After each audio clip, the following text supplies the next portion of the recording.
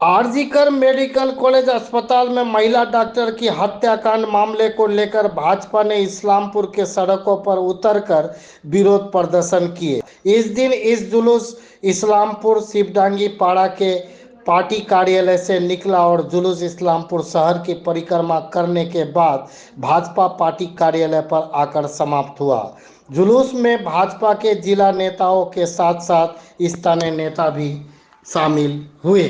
জানেন যে কলকাতার বুকে আজকে আরজিকর মেডিকেল কলেজ আমরা সবাই জানি নাম করা, সেই মেডিকেল কলেজের একজন মহিলা ডাক্তারকে যেভাবে ধর্ষণ করে নৃশংসভাবে খুন করা হয়েছে এবং এখনও পর্যন্ত তাজ্জব হয়ে যায় যে শুধুমাত্র আইওয়াস করবার জন্য একজনকে গ্রেপ্তার করে বাকি আসামিরা কোথায়, তাদেরকে এখনও পর্যন্ত গ্রেপ্তার করা গেল না কেন?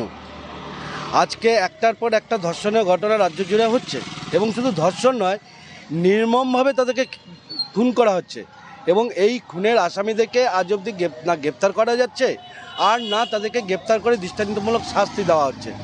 তো এখনও অবধি একজন আছে, কে সুরক্ষিত আছে বলুন তো? আজকে আপনার আমার বাড়ির মহিলা মেয়েরা তারা যাচ্ছে পড়াশোনা করতে, ছেলেরা পড়াশোনা করতে যাচ্ছে, সেখানে যায় যদি এভাবে নির্মমভাবে হত্যা হতে হয়, এইভাবে ধর্ষিত হতে হয়, তাহলে কোথায় সুরক্ষিত আছে? কে সুরক্ষিত আছে? গোটা দেশে প্রতিটা জেলায় জেলায়, গোটা রাজ্যে প্রতিটা জেলায় জেলায় এই ধরনের ঘটনা প্রায় প্রতিনিয়ত ঘটে চলেছে এবং এটা চলছে কেন? মুখ্যমন্ত্রীর প্রশ্রয়ে। আমি কেন বলছি মুখ্যমন্ত্রীর প্রশ্রয়ে? আজকে উনি একজন নারী মুখ্যমন্ত্রী। উনি যখনই কোনো ধর্ষণের ঘটনা ঘটে উনি কি বলেন?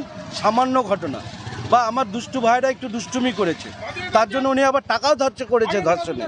তো যে রাজ্যের নারী মুখ্যমন্ত্রী সে ধর্ষণের বিরুদ্ধে যদি এই ধরনের মন্তব্য করে, তো এই ধরনের যারা ধর্ষণকারীরা তারা তো একটা উৎসাহ পাবে এবং আপনি দেখাতে পারবেন এই বিগত কয়েক বছরের মধ্যে এই বাংলাতে এত নারী ধর্ষিত হয়েছে, একটা আসামিকে দৃষ্টান্তমূলক কোনো শাস্তি দেওয়া হয়েছে?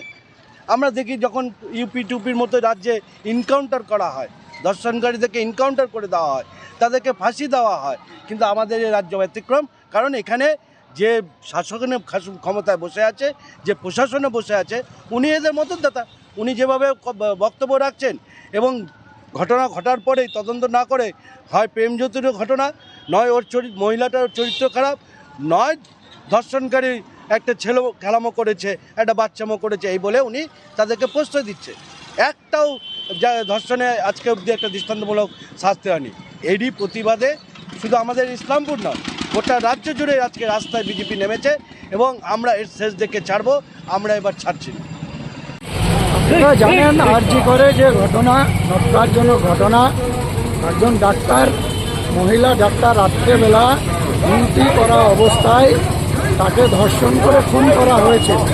যে খুন করেছে সে তৃণমূল আশ্রিত দুষ্কৃতী এবং তার ছত্রছায়ায়, তৃণমূলের ছত্রছায়ায় আরও কয়েকজন রয়েছে। এদের সবার ফাঁসির দাবিতে আমাদের আজকে বিক্ষোভ কর্মসূচি। আপনারা ইতিমধ্যে সবাই জেনে গেছেন যে আজ গত পরশু আমাদের যে medical college, RG Kar medical college, সেই মেডিকেল কলেজে একজন শিক্ষার্থী ছাত্রী ডাক্তার, তাকে রাতের অন্ধকারে ধর্ষণ করে খুন করা হয়েছে। তারই প্রতিবাদে আজকের আমাদের এই বিক্ষোভ মিছিল। কোথা থেকে শুরু করছেন, কোথায় যাবে? ইসলামপুর কার্যালয় থেকে শুরু হয়েছে, ভারতীয় জনতা পার্টি ইসলামপুর কার্যালয় থেকে। আমরা এখান থেকে পুরানা বাস স্ট্যান্ড পর্যন্ত যাবো এবং সেখান থেকে ইসলামপুর থানার সামনে আমরা অবস্থান বিক্ষোভ করব।